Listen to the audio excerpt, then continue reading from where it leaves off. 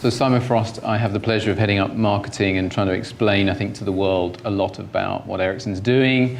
It's a fascinating journey because next year will be the 10-year anniversary of Ericsson investing in TV and media. I came in through the first acquisition, and so 2017 will be that anniversary. And of course, Ericsson had a very clear vision, a very clear focus to invest and grow in a sector it thought and believes, and it is, growing faster than the telecom sector, and sees this enormous opportunity with the explosion of video and media generally, and how to mesh those things together. And many of you hopefully are familiar with many of the companies that Ericsson's bought to invest in this space.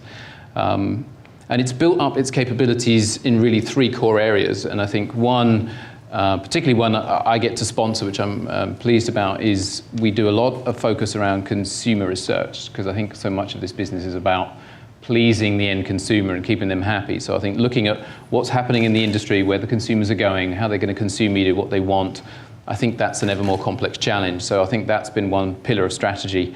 The other, of course, then is a heavy products investment focus, particularly next generation technologies and leveraging those technologies. So ICT technologies, cloud technologies, a lot of the portfolio has all been focused around that. And it's kind of interesting metaphor that the first acquisition Ericsson made was the biggest hardware compression vendor there was.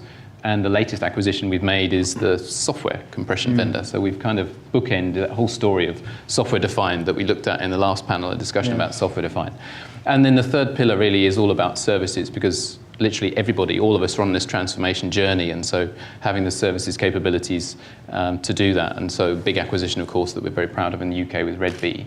So we're now, broadcasting over 500 TV channels in overall. So I think, it's been a big investment focus, and I think that's what, from our customers' perspective, we look to serve everybody in the industry very equally, and I think it is applying that insights, it's applying the capabilities that we've got and the services, wrapping that around and just helping customers go on that journey. Because there's such seismic shifts in the industry, then I think we are seeing a lot of the industry come together around the shift towards software, the shift towards cloud, the shift towards new ways of doing things, the need for change, the need for disruption, well, rather the reaction to disruption, I think, in general, from major players in the industry. So I think that's where we get agreement, but I think if we'd have explored it further, I'm sure there would have been some disagreements on some key parts as well, in terms of the where the focus should be and when. Or the conversations we're having around things like automation and using robots to replicate processes, etc., is about taking some cost out of the business in that place and then being able to reinvest it in other areas so that you can realise that opportunity.